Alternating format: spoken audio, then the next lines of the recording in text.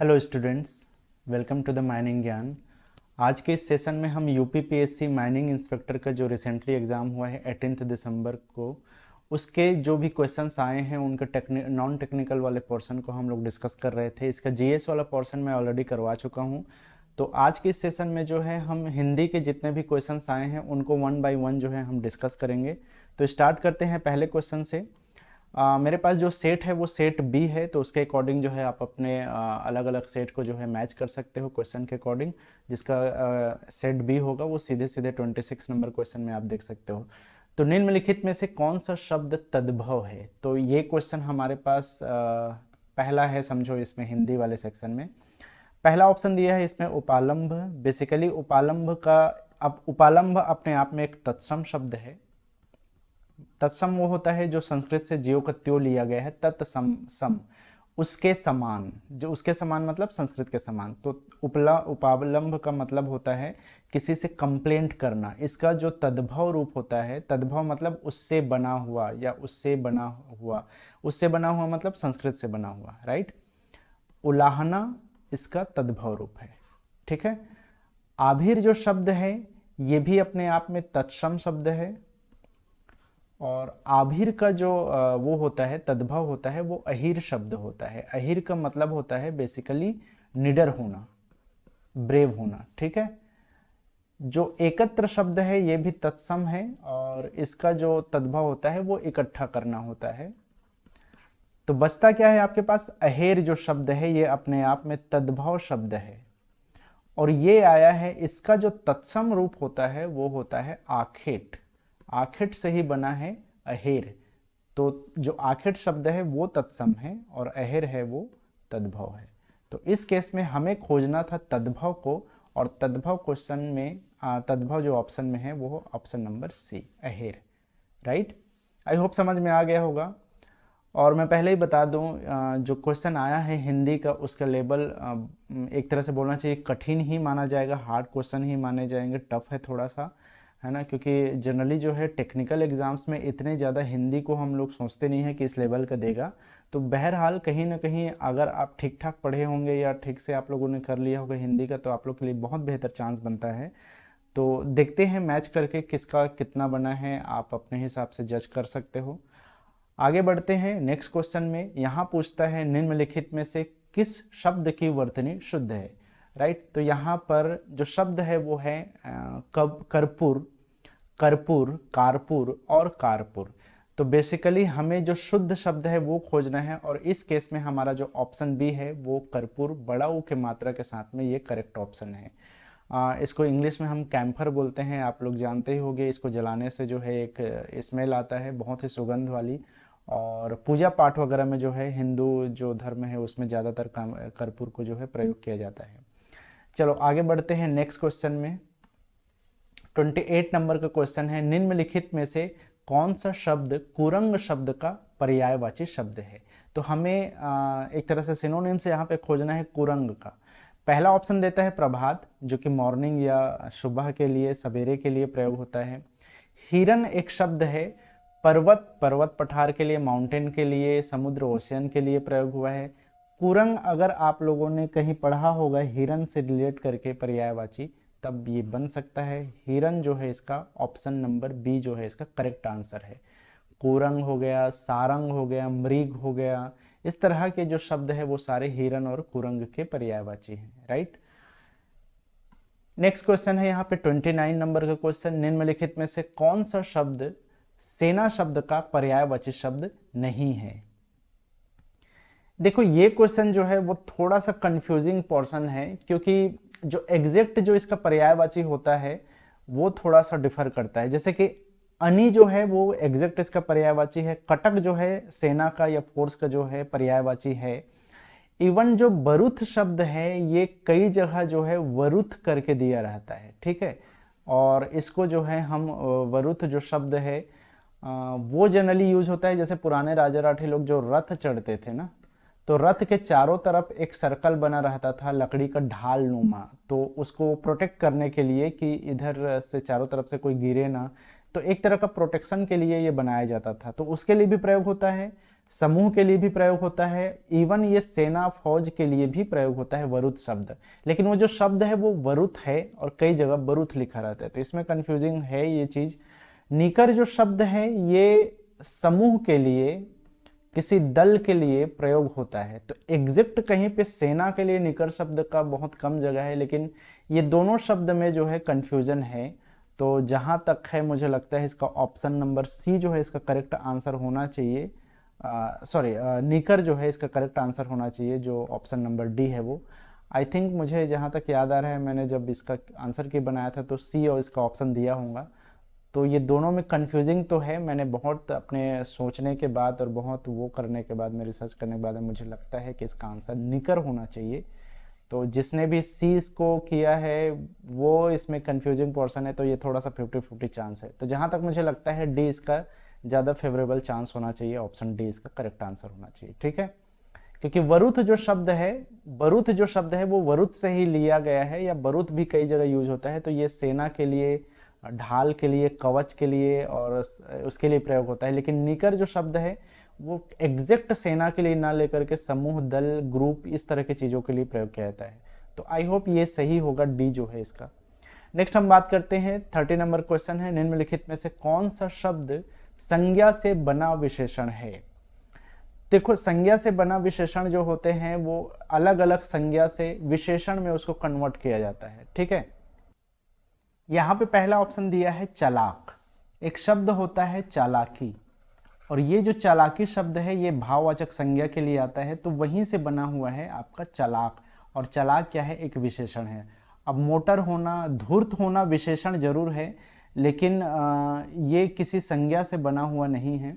और सैनिक जो है सेना से बना हुआ ही शब्द है। सेना जो है आपका समूहवाचक संज्ञा होता है, लेकिन सैनिक जो है एग्जैक्ट विशेषण के रूप में प्रयोग नहीं किया जाता है। तो इसका आंसर जो होगा ऑप्शन ए, चालाक जो शब्द है वो संज्ञा से बना हुआ एक विशेषण है। ठीक है, भाववाचक संज्ञा से। क्वेश्चन नंबर 31 है, इनमें से दाल भात में मुसरचंद मुहावरे का अर्थ क्या है। पहला ऑप्शन देता है खाने में कंकर होना, दूसरा है भोजन के पीछे फिरना, तीसरा है बीच में दखल देने वाला, और चौथा है अपने को बहुत समझना। एक तो देखो दाल भात आया है, अब आप ये मान के चलो कि दाल भात या खाने से रिलेटेड कुछ भी रहेगा उसमें होने के चांसेस बहुत कम होंगे। ठीक है, जनरली मुहावरे लोकोक्ति के यही चक्कर है, जो सीधा सीधा दिखता है वो होता नहीं है। ठीक है, थोड़ा सा इधर उधर सोचना पड़ता है।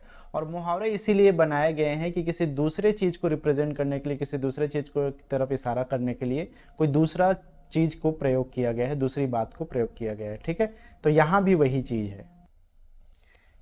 तो ये हमारा जो होता है वो यूज होता है बीच में दखल देने वाला, दो लोगों के बीच में पड़ना, या दो लोगों के बातों के बीच में आने वाला, या दो लोगों की लड़ाई में पड़ना, या दो लोगों के किसी भी आर्गुमेंट में पड़ना, उसको बोला जाता है दाल भात में मुसरचंद, दो लोगों के बीच में दखल देने वाला। ठीक है, तो आंसर ऑप्शन सी जो है इसका करेक्ट आंसर है 31 नंबर के क्वेश्चन के लिए। ठीक है, नेक्स्ट क्वेश्चन की अगर हम बात करें 32 जो है, निम्नलिखित समासों में से कामचोर में कौन सा समास है। तो देखो सारे तो तत्पुरुष ही हैं, और तत्पुरुष जो है अलग अलग टाइप में रहते हैं, कर्म, संबंध, अपादान, करण, इस तरह से। ठीक है, तो अब यहाँ पे जो है हमारे पास पहला है संबंध तत्पुरुष, दूसरा है कर्म तत्पुरुष, तीसरा है अपादान तत्पुरुष, और चौथा है आपका करण तत्पुरुष। इस केस में हमारा आंसर है ऑप्शन नंबर सी, अपादान तत्पुरुष।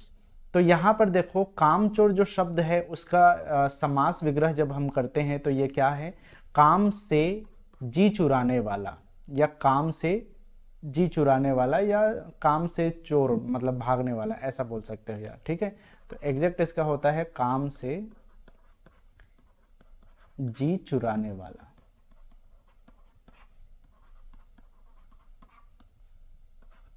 ये जो से है ये क्या है, अपादान जो वो है कारक है उससे जुड़ा हुआ है हमारा अपादान।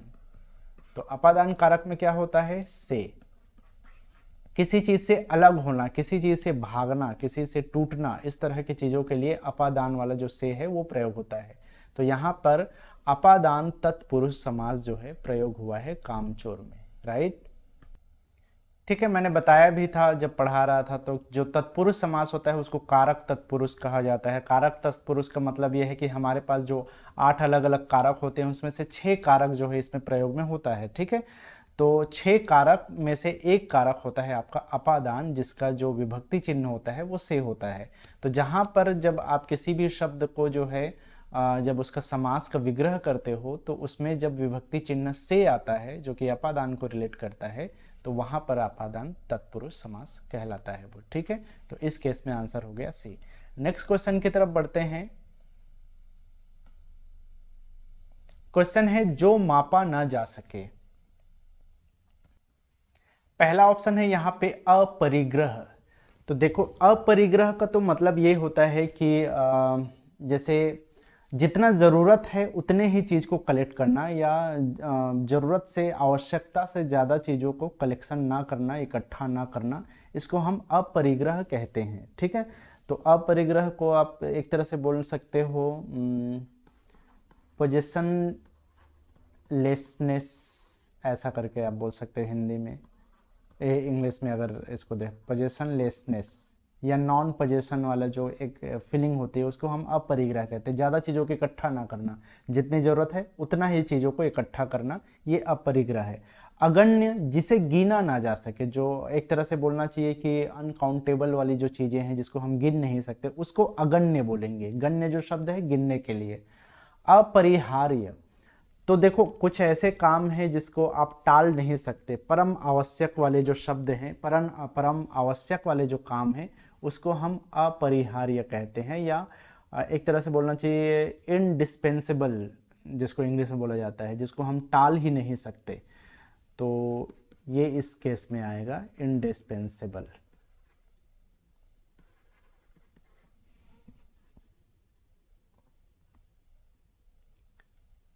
ठीक है, अब बचता क्या है हमारे पास, बच जाता है अपरिमेय।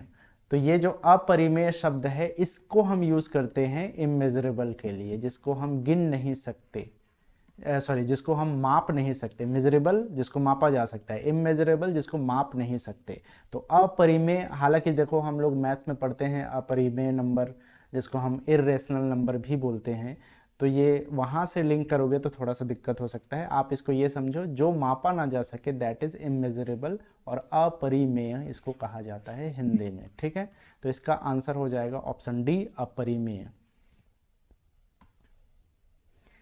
ओके, नेक्स्ट क्वेश्चन है निम्नलिखित में से कौन सा शब्द स्थानवाचक विशेषण नहीं है। तो जो ऐसा विशेषण जो स्थान को सूचित करे हम उसको स्थानवाचक विशेषण कहते हैं।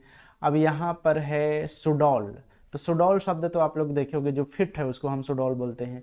पूर्वी, जो पूरब के क्षेत्र को सूचित करे उसको पूर्वी बोलते हैं। देशीय, जो किसी देश, किसी एरिया, किसी एक क्षेत्र के बारे में बात करे, मतलब कि हमारा किसी देश को रिप्रेजेंट करे, वो देशीय है। ठीक है, क्षेत्रीय, किसी क्षेत्र को रिप्रेजेंट करे या उसको सूचित करे, वो क्षेत्रीय है। तो ये भी डायरेक्शन या स्थान के बारे में बात कर रहा है, ये भी किसी प्लेस के बारे में बात कर रहा है, ये भी किसी प्लेस के बारे में बात कर रहा है। तो ये जो है तीनों का तीनों हमारा स्थानवाचक विशेषण है, लेकिन जो ये सुडौल शब्द है ये स्थानवाचक विशेषण नहीं है। ठीक है, हो सकता है कई लोगों को कंफ्यूजन होगा, पूर्वी तो डायरेक्शन को शो करता है, बेसिकली पूर्वी वाला जो क्षेत्र है उसको भी शो कर रहा है, मतलब स्थान को भी वो डिनोट कर रहा है, इसलिए इसका आंसर होगा आपका ऑप्शन ए। ओके, ये क्वेश्चन है निम्नलिखित में से कौन सा शब्द आवा का तत्सम रूप है। अब ये बड़ा इंटरेस्टिंग क्वेश्चन है और एक तरह से बोलना चाहिए कि बहुत टफ टाइप का क्वेश्चन है। इसमें तत्सम शब्द को आपको जो है आवा का तत्सम शब्द को खोजना है। ठीक, तो आग तो तत्सम नहीं है, आव जो शब्द है ये भी तत्सम नहीं है, अग्नि एक तत्सम शब्द है, और यहाँ अपाक जो शब्द है ये भी एक तत्सम शब्द है, और यही जो अपाक शब्द है ये आवा का तत्सम रूप है। अब आपको समझना ये होगा कि आवा जो शब्द है ये जनरली भट्ठी के लिए प्रयोग होता है, आग में जो आग जलाया जाता है जिस भट्टी में, उसके लिए प्रयोग होता है। दूसरी तरफ बहुत पहले एक उपन्यास आई थी हिंदी की, आई थिंक चित्रा मुदगल जी का उपन्यास था, उनके ये हिंदी उपन्यास का नाम था आवा। तो उन्होंने डिस्क्रिप्शन दिया था कि आवा उस शब्द को बोला जाता है जब लोहा जो है गर्म हो जाता है, जब लोहार लोग जब लोहा को गर्म करते हैं आग के भट्ठी में, और जब वो लाल हो जाता है तो फिर उसको पीटने के लिए एक तो उसको एक चिमटे से पकड़ता है और दूसरा जो लोहार होता है उसको बुलाया जाता है पीटने के लिए। तो जो बुलाया जाता है उसी को बोला जाता है आवा करके, ठीक है।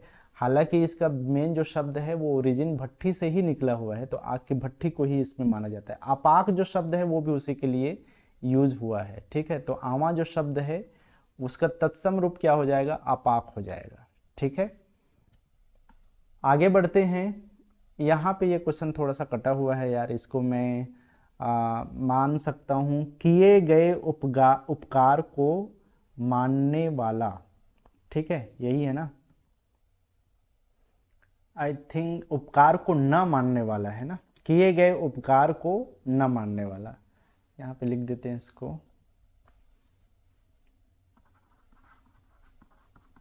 किए गए उपकार को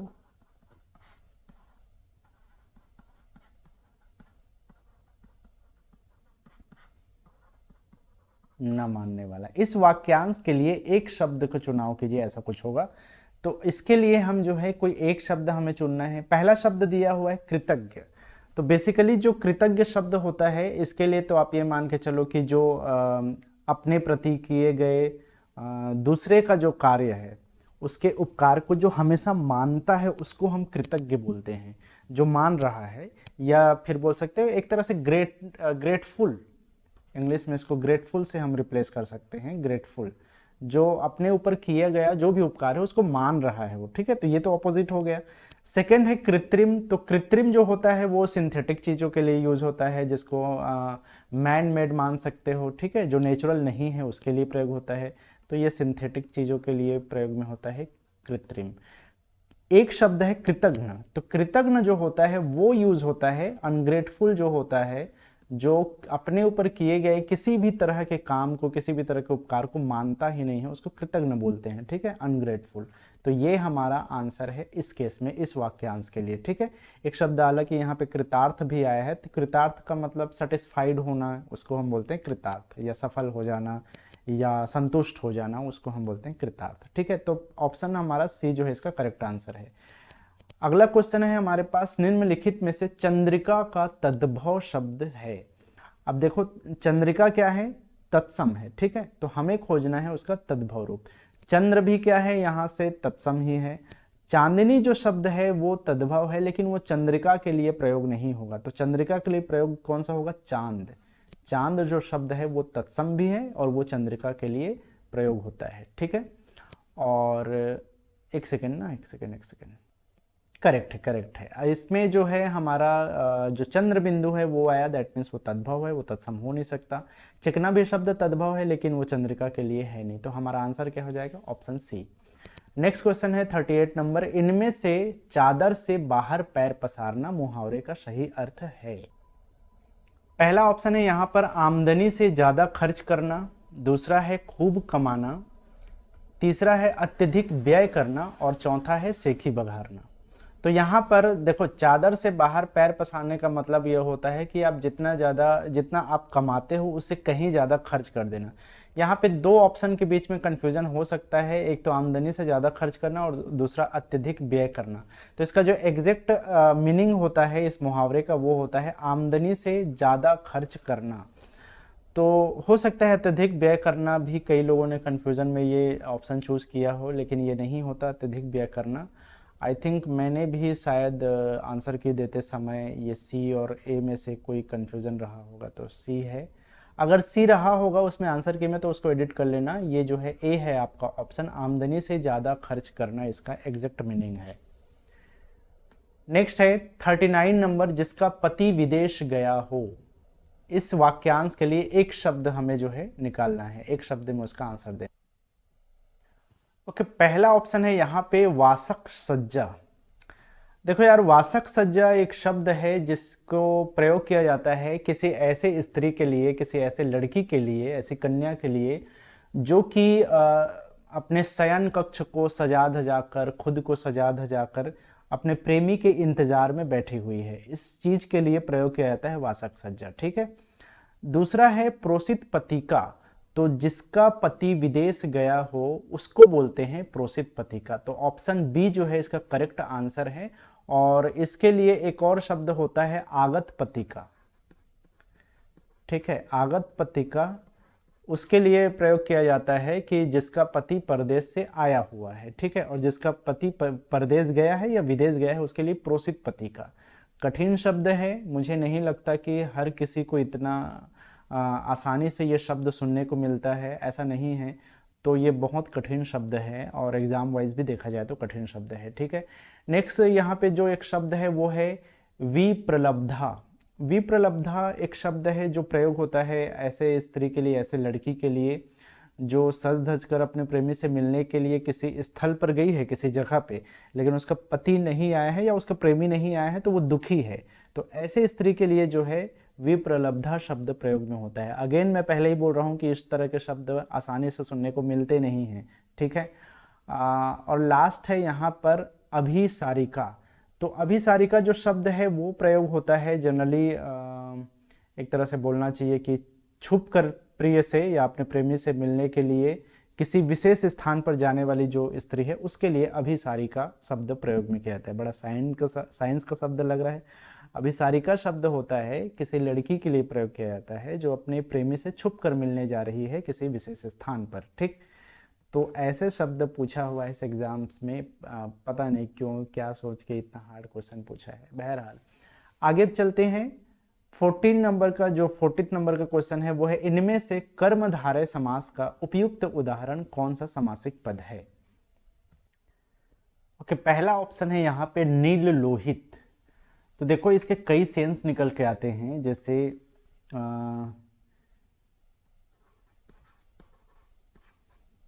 नीला है कंठ जिसका। ठीक है, इस सेंस में इसका अर्थ जाता है शिव के पास, भगवान शिव के पास। और जब ऐसा इसका सेंस निकालते हैं, इसका ऐसा जब समासिक पद निकलता है या समास का विग्रह करते हैं तो ये बहुब्रीहि समास में चला जाता है। ठीक है, चलो ये तो बात हो गई। दूसरे ऑप्शन की तरफ अगर हम देखें जो कि है पतित पावन। ठीक है, पापियों को पवित्र करने वाला। तो को आ गया, वो आपका क्या है, वो कारक है। और कारक जब भी किसी में लगता है तो वो समास क्या हो जाता है, आपका तत्पुरुष हो जाता है। कर्ता ने कर्म को, तो ये जो है कर्म तत्पुरुष हो जाएगा ये। ठीक है, तीसरा ऑप्शन है यहाँ पे वीर श्रेष्ठ। इसका अर्थ निकलेगा वीरों में श्रेष्ठ। तो वीरों में श्रेष्ठ, ये जो में है ये भी क्या है, आपका कारक है। और ये किस तरह का कारक है, अधिकरण वाला कारक है। तो जब भी अधिकरण आता है तो वहां पे लगता है में, या में है तो अधिकरण। तो इस केस में ये अधिकरण और कारक जहां पर है वहां पे तत्पुरुष समास। ठीक है, तो ये भी तत्पुरुष हो गया, ये अधिकरण तत्पुरुष हो गया, ये कर्म तत्पुरुष हो गया। पापियों को पवित्र, तो को जो है वो क्या है, आपका कर्म कारक है ये। ठीक है, तो ये भी क्या है, आपका तत्पुरुष हो गया। अब बात करते हैं जो फोर्थ ऑप्शन है हमारा मनसीज। तो मनसीज का जो अर्थ होता है मन में उठने वाला भाव या मन में उठने वाला काम वासना, ऐसा माना जाता है इसका अर्थ। मन में उठने वाला, मन में जन्म लेने वाला। ठीक है, तो एक तरह से जन्म लेने वाला, एक तरह से बोलना चाहिए वासना बोल सकते हो या काम वासना बोल सकते हो, इसके लिए प्रयोग होता है ये।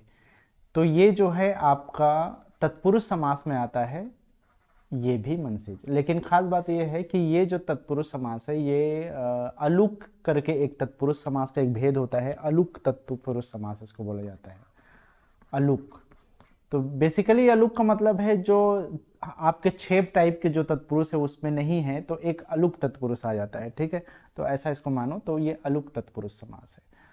तो अब इसका आंसर क्या है, ऐसा कौन सा है जो कर्मधारय समास को एक तरह से बोलना चाहिए रिप्रेजेंट कर रहा है।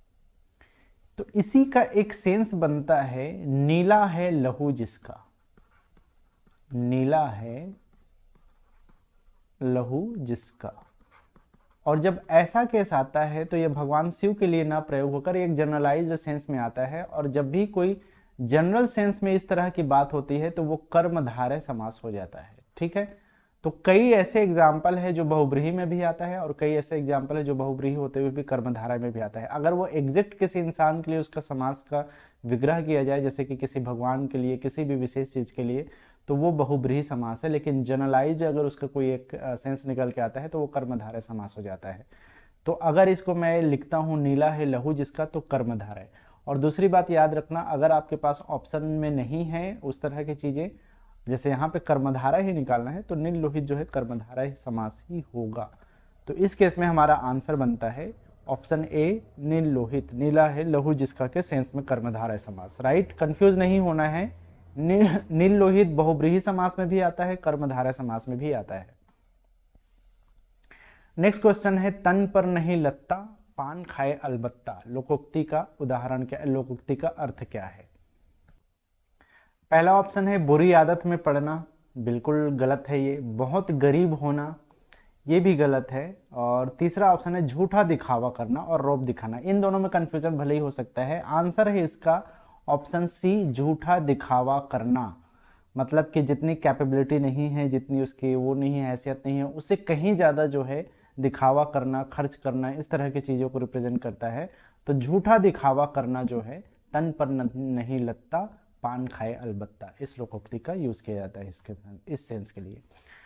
नेक्स्ट है इसमें, इनमें से दांत उखाड़ना मुहावरे का अर्थ क्या है। दांत उखाड़ना मुहावरे का अर्थ क्या है। पहला यहाँ पे दिया हुआ है हिंता प्रकट करना, बिल्कुल नहीं।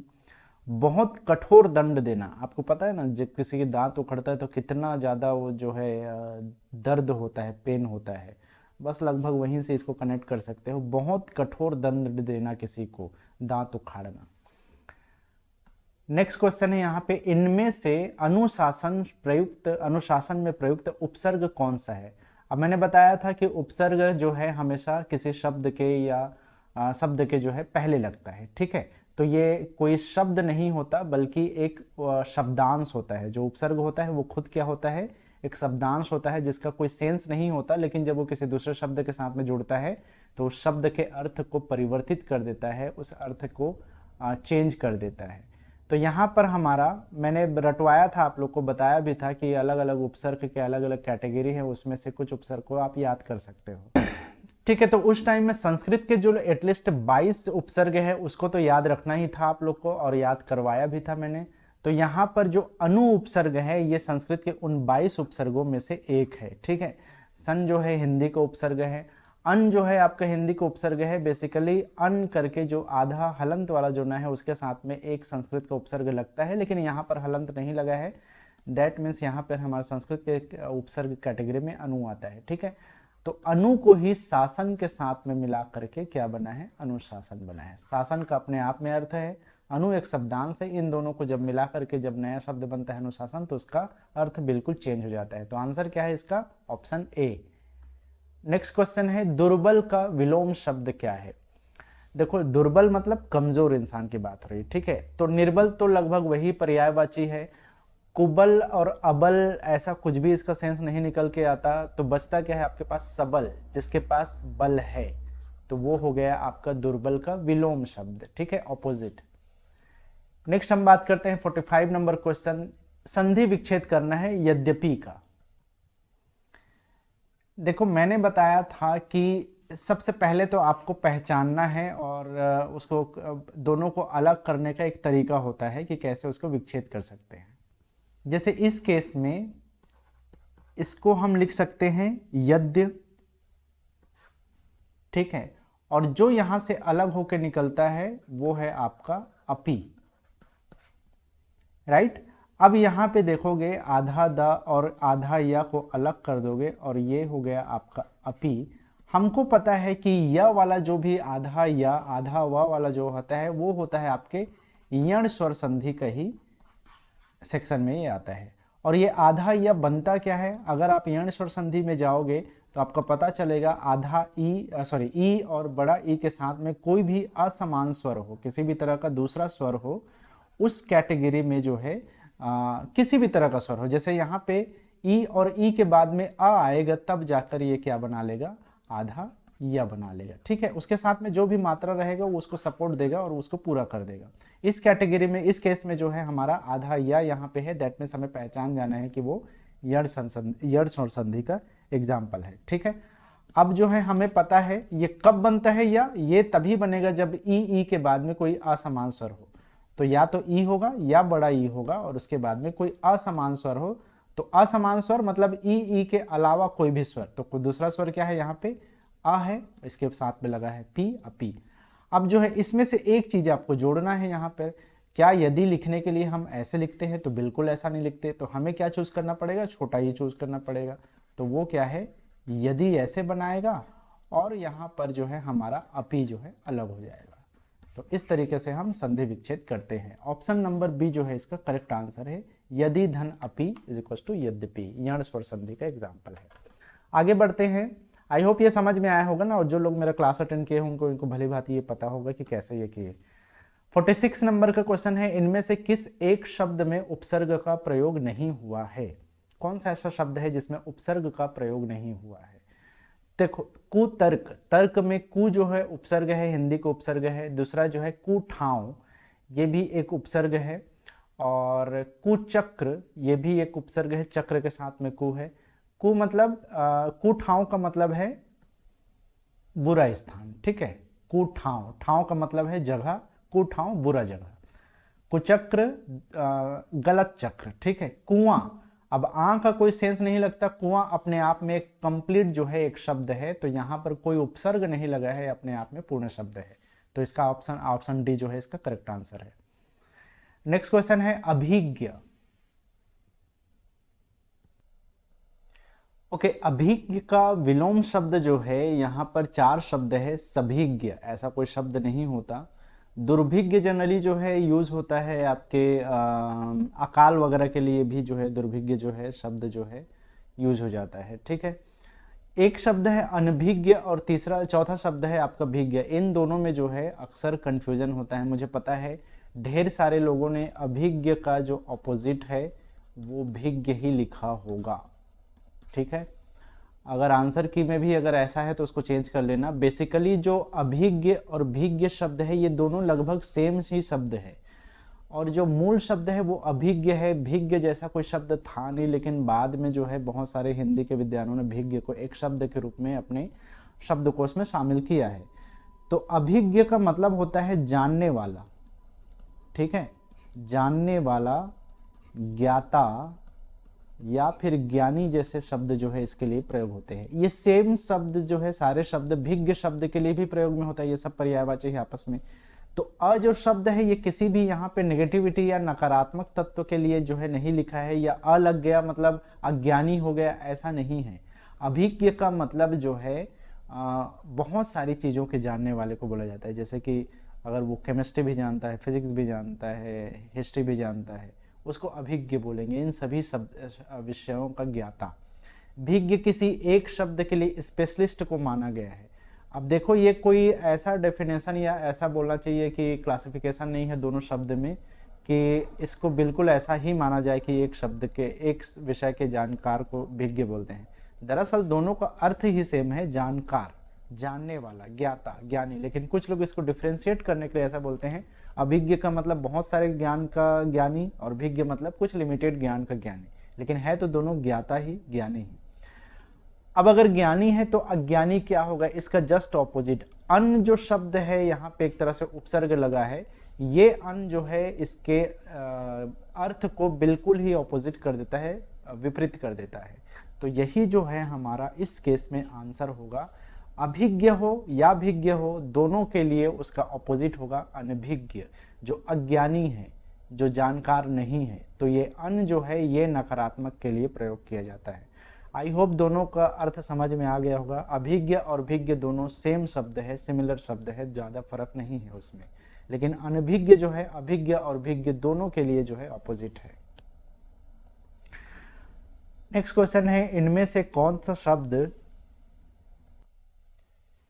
पक्षी का पर्यायवाची शब्द नहीं है?